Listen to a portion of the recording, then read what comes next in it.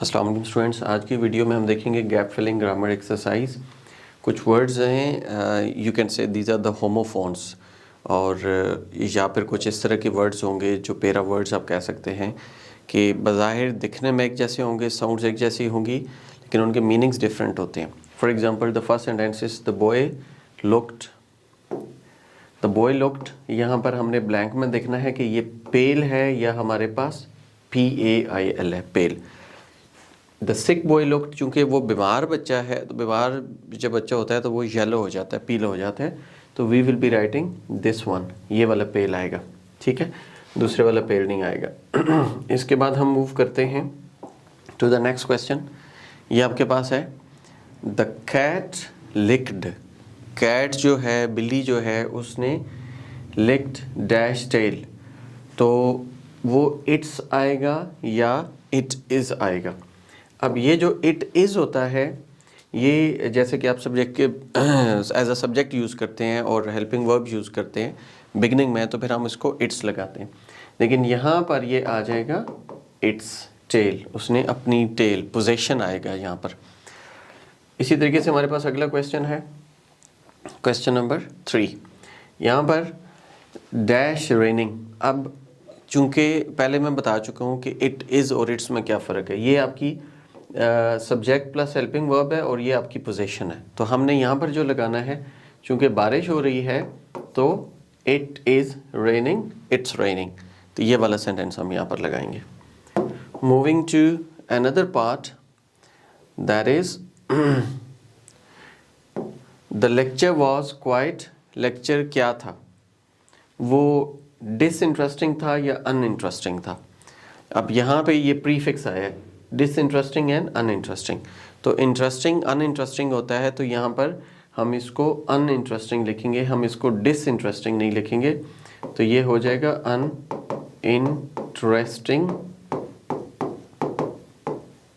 तो lecture was uninteresting. Past में बात हो रही है, पास्ट कंटिन्यूअस की बात हो रही है। I have so dash to do, I have so much work to do, so many works to do। तो यहाँ पे many works नहीं आएगा, चूँकि work जो है वो आपका अनकाउंटेबल है, तो हम यहाँ पर लगाएंगे I have much work to do, so I will be writing here much work, much work I will be writing here। अब हम मूव करेंगे to the next, that is question number 6। अब 6 में देखें, दे आर वेरी रिच, ठीक है।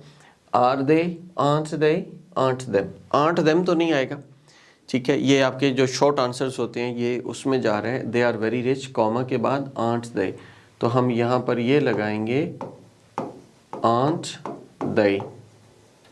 क्या वो नहीं है, वो बहुत ज़्यादा अमीर है, क्या वो नहीं है। They are very rich, aren't they, तो ये आपका लगेगा क्वेश्चन नंबर 6 का। अब हम चलते हैं क्वेश्चन नंबर 7 पे। ओके, इसमें आपके पास है dash beautiful painting it is. Dash beautiful painting it is, what a, what and how. How beautiful painting it is ये नहीं हो सकता, व्हाट ब्यूटीफुल पेंटिंग और व्हाट आ ब्यूटीफुल पेंटिंग। चूँकि यहाँ पे व्हाट आ ब्यूटीफुल पेंटिंग आता है, क्या ही खूबसूरत पेंटिंग है, व्हाट आ, क्योंकि ये एक है तो इसके साथ मैं लगा दूंगा what a beautiful painting it is. इसी तरीके से अगला क्वेश्चन हम सीखेंगे। अगले क्वेश्चन में हमारे पास क्या आता है जी, डैश टेरिबल। अब ये आएगा what terrible, what a terrible and how terrible. तो यहाँ पर टेरिबल के साथ आपके पास आता है how terrible, this is how terrible. Okay, अब हम मूव करते हैं एक और क्वेश्चन की तरफ। ये क्वेश्चन है, it was a dash experience. It was a terrifying experience या टेरिफाइड एक्सपीरियंस। अब टेरिफाइड जो है ये आपका आ रहा है जी पास्ट टेंस, और टेरिफाइंग आपका आ रहा है प्रेजेंट पार्टिसिपल। तो अब चूंकि आ है, आ के बाद एक्सपीरियंस है, एक्सपीरियंस आपका नाउन है, तो नाउन से पहले हम लगाते हैं एडजेक्टिव। हम यहाँ पर टेरिफाइंग एक्सपीरियंस है, टेरिफाइड एक्सपीरियंस नहीं है, तो it was a terrifying experience ये हमने यूज़ किया है, इसको प्रेजेंट पार्टिसिपल कहते हैं। Verb first form plus ING जो होता है ये एज एन एडजेक्टिव यूज़ हुआ है यहाँ पर, ये आ गया। और उसके बाद आपके पास एक और एक्सरसाइज आ गई। एक्सरसाइज में है I was dash to hear the news, I was horrifying या I was horrified.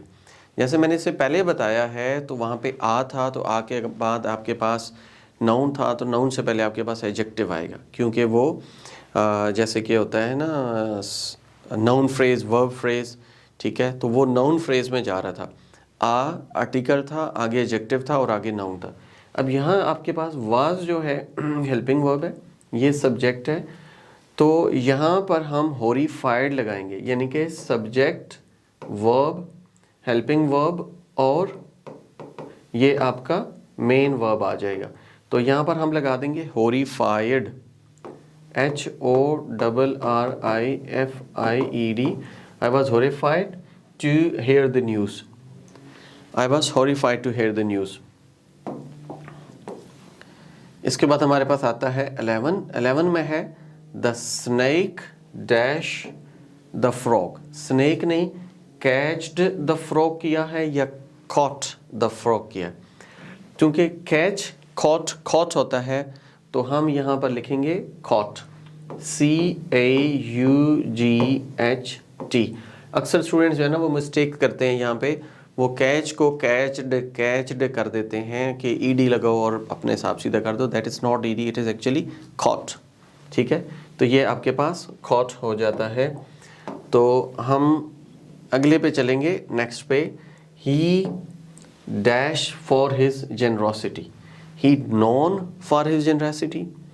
Now new known आएगा तो यहाँ हैज़ हैव हैड भी आना चाहिए। Is known, he is known for his generosity हो सकता है, he knows for his generosity. Knows अगर होगा तो वो किसी और चीज़ को जानता है, तो यहाँ ही इज़ नोन पैसिव वॉइस है, ही is known, KNOWN, he is known for his generosity. तो इस तरीके से हम इसको लेके चलेंगे। अब अगर आप आंसर्स देखना चाहते हैं तो आप यहाँ पर आंसर्स भी देख सकते हैं, जैसे कि the boy sick boy looked pale, पहला पेल था। इट्स टेल पोजीशन थी। इट इज़ रेनिंग सब्जेक्ट था। The lecture was quite uninteresting था, डिसइंटरेस्टिंग की बजाय। Then I have so much work to do, so much work to do था, यहाँ पे मैनी वर्क्स नहीं था, मच वर्क था। They are very rich aren't they, ठीक है। और then what a beautiful painting it is, what हमने लगाया था, और हाउ टेरिबल की बजाय व्हाट टेरिबल की बजाय हमने लगाया था हाउ टेरिबल।